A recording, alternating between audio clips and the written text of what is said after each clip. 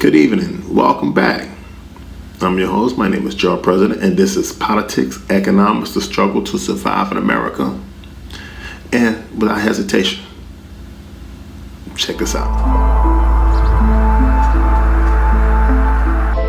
Over the last year, I would say that I probably only earned like $5,000 to $6,000.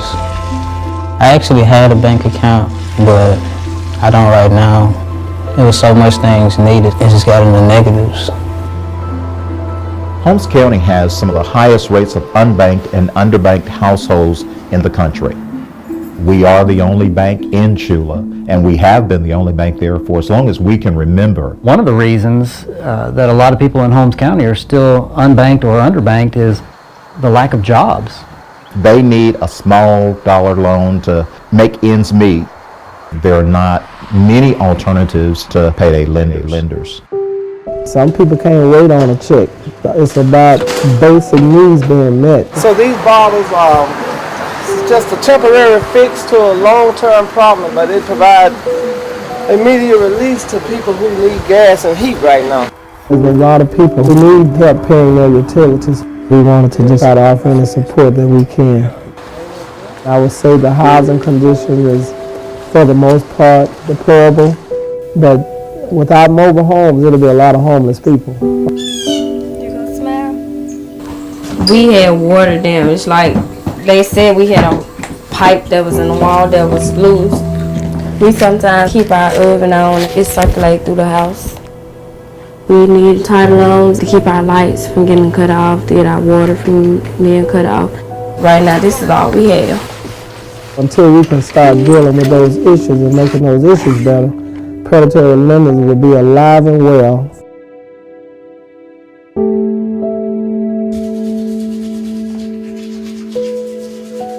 I did do the car title loan, which was a big mistake because I had a Chrysler and they ended up taking that.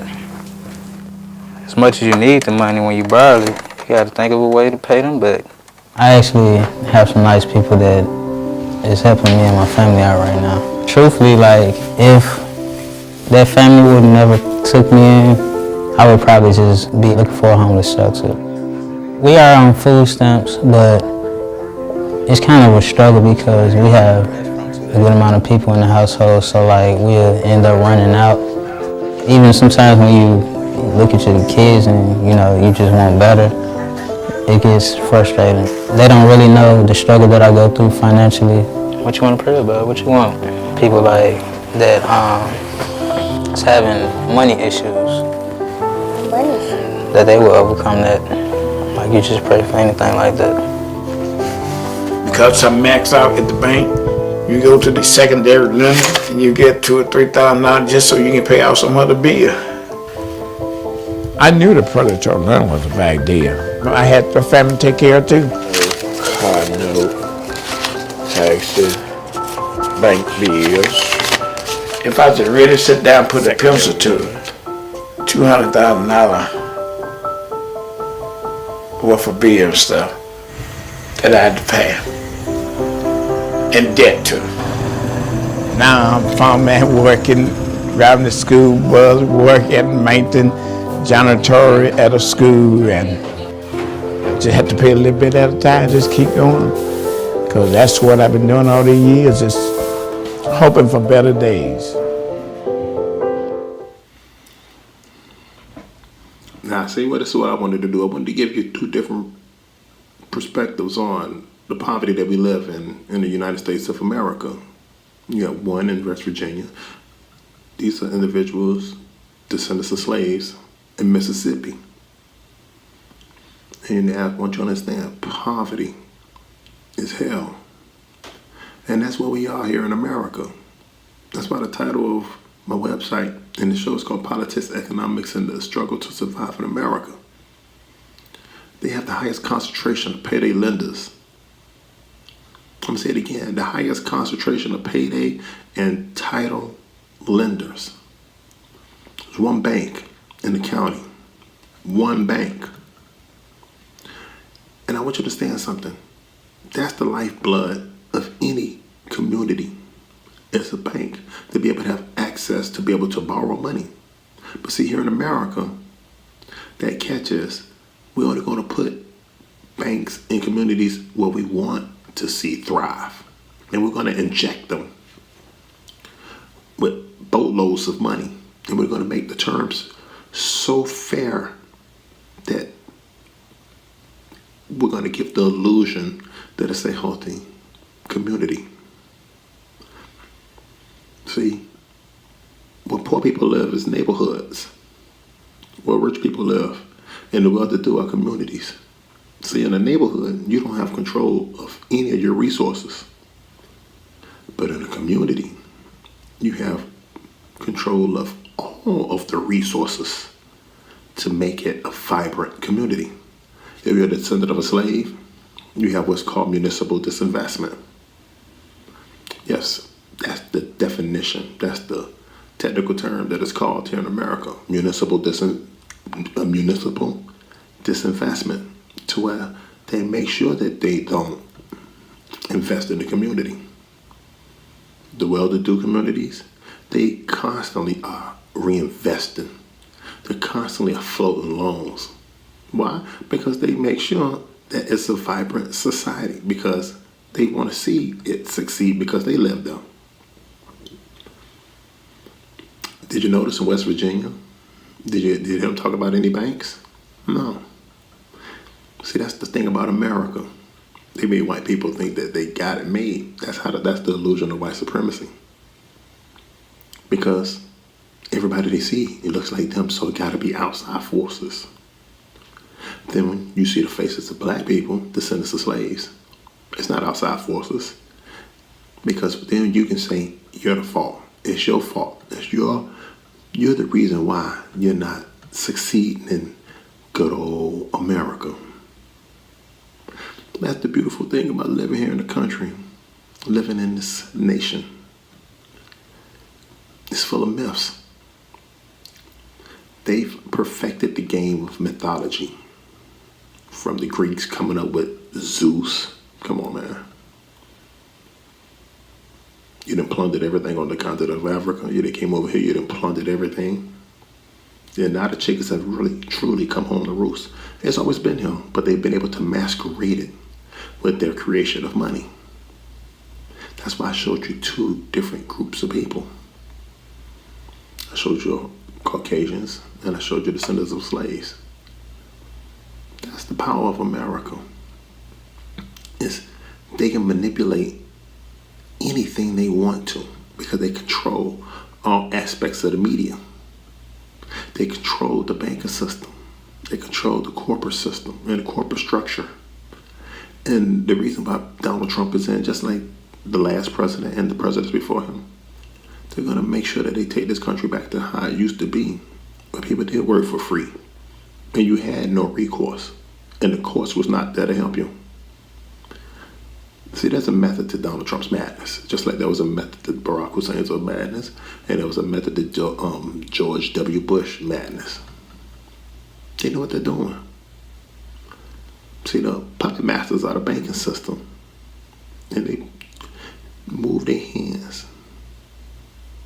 And when they move their hands, they control which way they want that scale to be tipped in. If they wanted to, with a snap of a finger, none of these people would be living this way. None of us would live this way in America. But in order to be able to control the masses, you have to be able to control them with what allows them to be consumers. You have to control their pocket. For the women, it's the pocketbook or the purse. For the men, it's your wallet. For the businesses, it's, hey, we're going to make it so easy for you. It's going to be like shooting fish in a bucket. Do you understand that? Now, what I'm going to do now, I'm going to take you to a totally different side of the world, with people with educations, and I mean just glamorous, alleged glamorous lifestyles. So that's the beautiful thing. That's the thing about America. They fail to talk about the subsidies and how these so-called middle-class communities was created. They always fail to talk about the VHA. They always fail to talk about the GI Bill that created the white middle class. Well, I'm just going to get right into this one again. Miller played songs that made the hit parade. Return with us to the sights and sounds of Archie Bunker's neighborhood. 30 years ago, the television symbol of living in the American working class. Call Rudy in California. On the phone? No, we just open up the window and holler. Here's Archie's house today, the blue one on the right. Kathy Massey moved into Archie's neighborhood 40 years ago. Her husband was a truck driver. She showed us who's buying these houses now. He's a banker. He's a CEO. Kids today that are professionals with advanced degrees can't even afford to live here. She says in 1978, her house cost almost $60,000. Today, it's valued at $800,000. Those homes were built for middle-class Americans. They were built for teachers. They were built for firefighters. They were built for nurses. And those types of people can't afford those homes anymore. And these soaring house prices aren't just in New York. It's happening in job markets across the country. I love this town. I love this community. This is Marisha Sevilla. I'm sorry, I didn't expect to get emotional. You are looking at the new face of displacement. She's one of the people caught in the vicious choice between affording where you live and affording your life. I think I grew up middle class. My parents have 4 children. They own their home. I didn't imagine I would still be without any idea of how I would get into a house at this point. Her husband is a microbiologist at a lab. They rent a small 2-bedroom apartment in California. Make this gram better. College savings for the girls? Nothing. Add to it the 25% hike in rent in her town of Burlingame, California. Her neighborhood being squeezed by high-tech millionaires. Did you get that? See, I started it off, but I wanted you to hear old Archie Bunker. Because I remember growing up, I remember my grandma watching it. And I just remember, I'm like, wow, this is an old mean white man. Now, I grew up, first generation in America that's went to integrated schools. I'm a child of the 80s. I'm a product of the 80s. I was born in 1970. And I remember my school was all white. So that's why when I watch and I see the little clip of Archie Bunker, and you see how he would have his beer, the wife didn't work. That wasn't my existence. I don't know anybody existence that was like that when I grew up. My grandmama cleaned white people's houses. That's what she did for a living. And then she came home and made me a peanut butter and jelly sandwich. I mean, that's how I was. And you see what she said, doctors, CEOs, bankers. That's who's living in the house. She bought the house for $33,000. Now it's worth $800,000. Let me explain something to you. My daddy bought his house in 1974 for $33,000. You think he'd sell his house for $800,000? No. See, that's another game that they played. She said it. $33,000 in 1970s. She could sell it now. It's valued at $800,000. See, this is the game that America's playing. See, on one spectrum, you saw the poverty in West Virginia. Average home, $33,000. Then you go to Mississippi, and they live in trailer homes. Double wide. Probably worth less than $10,000. House, $33,000, 74, right now worth $800,000. See, that's how Americans play their game with the wealth game. They've made it to where they can dictate who's going to become wealthy and who won't. See, majority of people wealth in America, I'm saying 90%, is going to be tied up in the home that you live in. Well, the older lady, who's a baby boomer, there's evidence she's a baby boomer, she was able to prosper. My generation, it's gone. It's gone. We ain't walking out there at 25, 30 years old, buying $900,000 homes. You're lucky if you can find you a $400,000 home in the state of Florida, especially in the Tri-Counties in South Florida. You got abject poverty in West Virginia, abject poverty in Mississippi. Then they take you all the way out to old Archie Bunker's neighborhood. And you saw it. See, that's the thing about America. If you just traveled and you saw it, and it's not like they hide any of this stuff. There's all types of documentaries. It's not fake news. So as the stock market is booming, breaking records every time you turn on the television, that's not for you because you don't benefit off of capital gains. CEOs are at 300 times what a regular average worker makes. Yet you hear Donald Trump always talking about make America great again. It's the reason why he keeps saying that. See, the people in West Virginia, they're gonna wake up and realize they've been sold a bag of goods, just like the people who woke up in 2016 and realized that Barack Hussein Obama sold them a bag of goods. Because it's not designed for us. And because we continue to keep thinking that it's designed for us, we stay in this situation.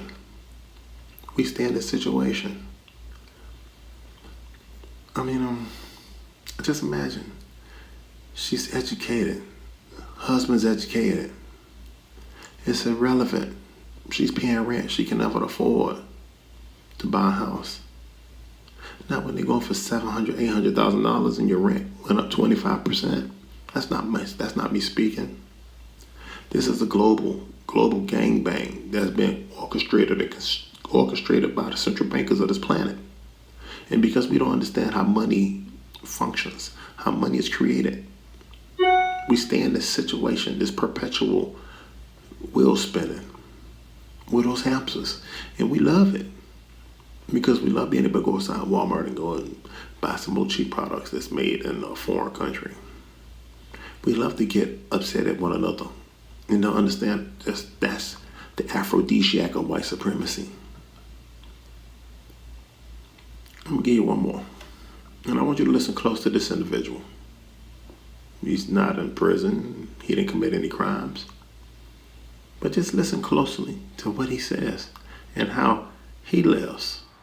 Across the country in Kansas City, we meet Terrence Wise, another American who believes you build a life on hard work. He leaves home at 5:30 and returns 16 hours later. He records the beginning of his day. Just like everybody in America, heading to work, trying to take care of my family. Morning. How you doing? When we meet him, he has two jobs at fast food franchises, one at Burger King, a second at McDonald's. It takes him 8 buses to commute to and from his work. There's 3 more buses to go. Thank you. And there's a big change in the fast food worker. Back in 1980, the majority of fast food workers were teenagers. But today, 75% of these workers are in their 20s or older, a third of them with children. The American people, some may look and say, it's something you didn't do right. And they think, okay, well, you should have stayed in school, or you should have did this. Well, look, I'm working, I have a family, we're at where we're at in this life right now. This wasn't the life that Terrence had planned. He says he was once a smart kid in high school, dreaming of the University of South Carolina, but he had to help with family bills. I've been at Burger King, 11 years now, $8 an hour. After 11 years of service. And yet after all those buses, all those hours, he says no vacation time, no benefits. You go into these McDonald's or any restaurant and you notice the smiling faces. But when he leaves, he goes home to little food of his own, or no lights, no water. And it's hard to see that through a smiling face. Terrence points out his hours can be reduced, so his income isn't guaranteed. One of the hardest things, watching the leftover food at the end of the shift. What do they do with the food that is left over at the end? Where I work, the food is thrown away. 2 years ago, a worker at another store posted this on YouTube. You see, this is all the food we have left at the end of the night that we have to throw away. When we meet Terrence, he has already become a passionate advocate at the center of the national movement called Fight for 15. Arguing for an increase in the federal minimum wage from $7.25. I know. Did you get that? Did you get that, America? Wow. He works 2 jobs, 16 hours a day. He's not in jail. He's not no thug. 75% of the people that work inside of fast food restaurants are adults. Yeah, we making America great again. This is why they want to get rid of all the regulations on business, so they can keep you in a perpetual state of indebtedness. Hey, this is Politics, Economics, and the Struggle to Survive in America. Stay tuned, because I'm going to continue to keep coming back. And I'm going to show you these videos and these documentaries from all across America, because we all in the system and we all are struggling. Some just might be looking like they're struggling better than others, but a struggle is a struggle, and there's no way to tap dance around it. And as long as we have the death grip of white supremacy so pervasive, and the remnants of true segregation, racism, we're going to stay in this situation. Again, Politics, Economics, and Struggle to Survive in America. My name is Jerrald President. You can always reach me at Jerrald President at YouTube, Facebook, Instagram, on my website, www.jerraldpresident.info. Just one word. Peace.